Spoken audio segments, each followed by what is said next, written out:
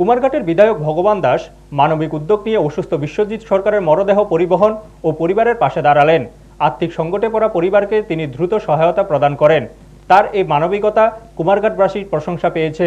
জনপ্রতিনিধি মানেই দায়িত্ব আর মানুষের পাশে থাকা, এই সত্য আরও একবার প্রমাণ করলেন কুমারঘাটের বিধায়ক ভগবান দাস।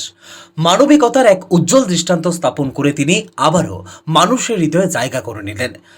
সাইদাবাড়ি এলাকার বাসিন্দা বিশ্বজিৎ সরকার দীর্ঘদিন ধরে শারীরিক অসুস্থতায় ভুগছিলেন। চিকিৎসার জন্য তিনি আগরতলার এক হাসপাতালে ভর্তি ছিলেন, কিন্তু অত্যন্ত দুঃখজনকভাবে গতকাল তিনি আগরতলায় শেষ নিঃশ্বাস ত্যাগ করেন। এই দুঃসময়ে বিশ্বজিতের পরিবার চরম আর্থিক সংকটে পড়ে।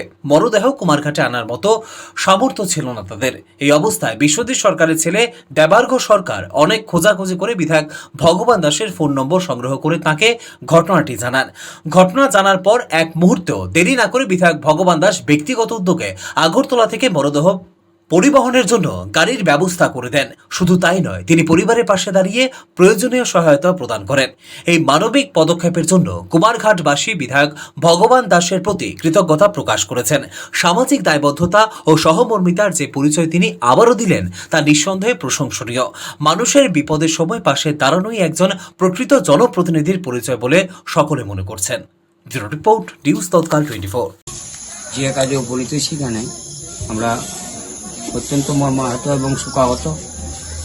আমাদের বিদ্যাসাগর গ্রাম পঞ্চায়েতের 1 নম্বর ওয়ার্ডের বাসিন্দা বিশ্বজিৎ সরকার তার অসুস্থতার কারণ পর্যন্ত জীবিত নেওয়া হয়েছে। এর আগেও বহুবার চিকিৎসা নিগ্রিম টিগ্রিম করা হয়েছে।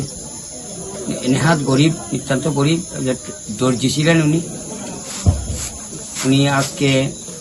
ওনাকে আজকে 2 দিন যাবৎ জিবি হাসপাতালে ভর্তি করা হয়েছিল। জিবিতেই ওনার দেহ রক্ষা হয়েছে হসপিটালে।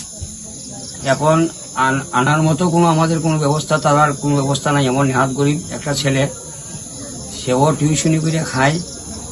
এখন আমরা গভর্নমেন্ট, আমরা ভগবানদার তরফ থেকে আমরা ওই গাড়ি ভাড়াটা এবং আরও অন্যান্য কিছু সামগ্রী আমাদের সাহায্য পাইছি। এখন ইয়া পড়ছে, আমরা ভগবান দায় 5,001 টাকা দিয়ে দিচ্ছেন গাড়ি বাবদ।